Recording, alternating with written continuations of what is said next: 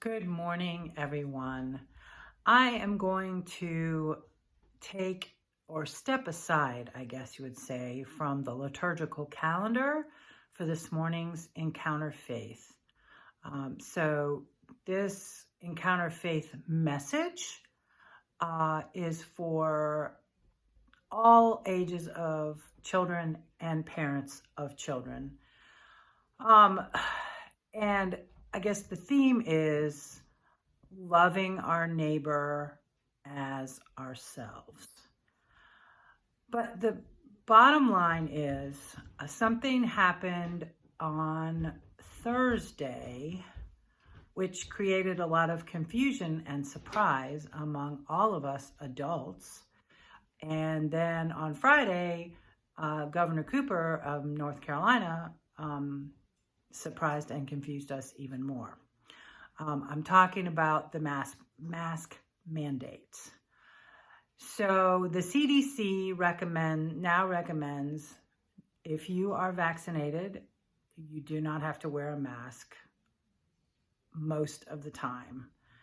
You only have to wear a mask and physically distance in very specific situations. I think very, very crowded indoor spaces and medical facilities and perhaps schools. And then Governor Cooper reiterated, which means emphasized, that same mandate or recalling of a mandate. And I think a lot of us were taken by surprise. I know I was. Human beings don't deal very well with change, especially drastic change. And we have been living in a time, over a year, of pretty drastic change to our lives. And I don't think any of us expected to be able to completely remove our masks, which I know for a lot of you listening to this message, you are not old enough to receive the vaccine, even if you wanted to. And maybe some of you out there are choosing not to have the vaccine. So what do? We are having Pastor Russell and the Regathering Task Force, of which I am a member, are having a meeting this afternoon to discuss just that. And I think all of us are really baffled by all the information or the lack of information or the differing information out there. And you all probably are too. My understanding is in school, you all will have to continue to wear the masks. I'm assuming they will require the teachers as well as the students to wear masks. I think the only students who have had a chance to be vaccinated up to now are the 18-year-olds, although I know a couple members of my swim team who are 13, 14, and 15 have gotten their vaccines now. But we can't go around asking people if they've been vaccinated or not. That violates their privacy and a law called HIPAA. So, and I have lots of really pretty masks, right? I have this beautiful yellow one that my aunt in Connecticut made. And I have another yellow one with a saguaro cactus that my son's girlfriend bought for me. I have one with a Moravian star that I absolutely love. Sorry, don't mean to be holding the mask in front of my face. Of course, that's what I'm supposed to do, right?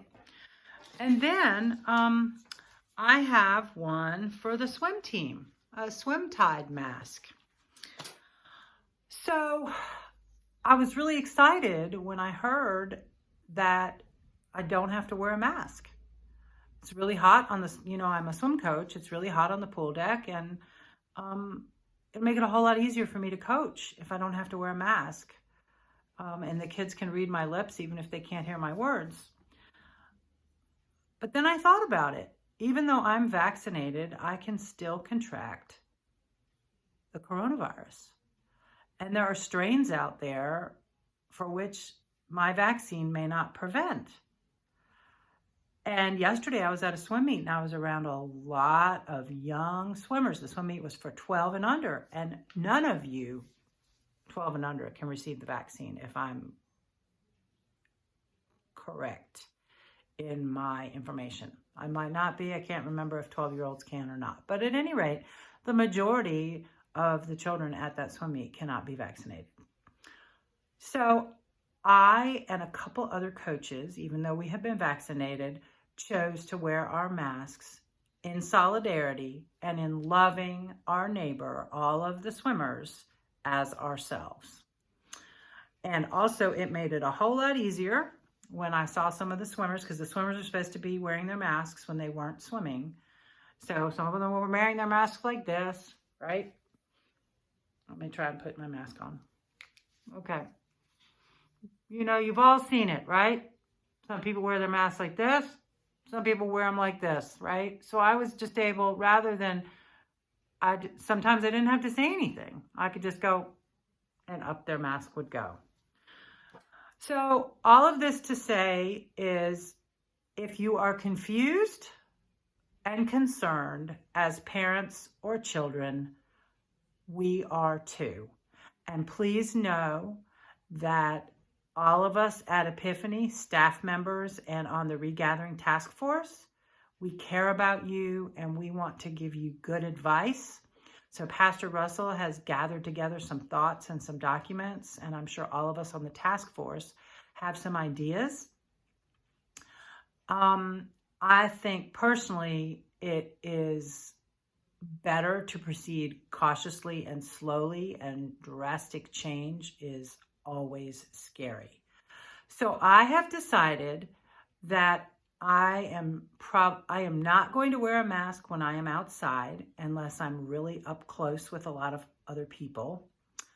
And when I'm coaching on the pool deck, if I'm far away from my swimmers, I am not going to wear a mask. But when I'm talking up close to them and before they get in the water, I am going to wear a mask. And I think that's how I'm going to proceed at Epiphany as well. So please be assured, if I am around your children, up close and personal, indoors or out, I will be wearing a mask. That is my personal choice. I am not speaking on behalf of Epiphany, but I also want to set a good example. So I am not telling you what to do as a person or an individual family, but please think long and hard and pray long and hard for our Regathering Task Force and for all the members of Epiphany, as well as residents of Winston-Salem, North Carolina, the United States, and the world, because in many parts of the world, the coronavirus is still raging and making people very sick, and a lot of them are still dying, particularly, say, in Brazil and India. And the vaccine is not getting out to other countries as quickly as it is here. So remember to love your neighbor as you love yourself. All right, can we say a repeat after me prayer? Dear God,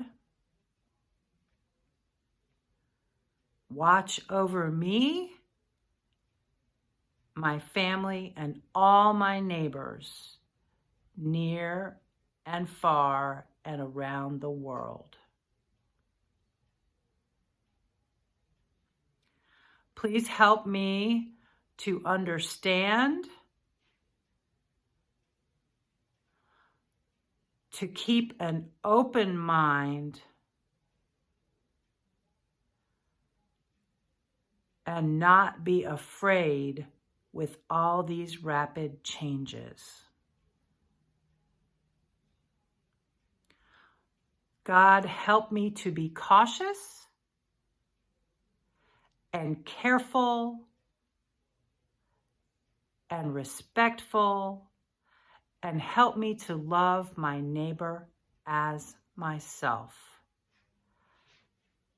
as we go through what is still a difficult time in our church, in our city, in our state, in our country, and around the world. In Jesus' precious name, through the love of the Holy Spirit, amen. Thanks for tuning in. See you next week. Bye-bye.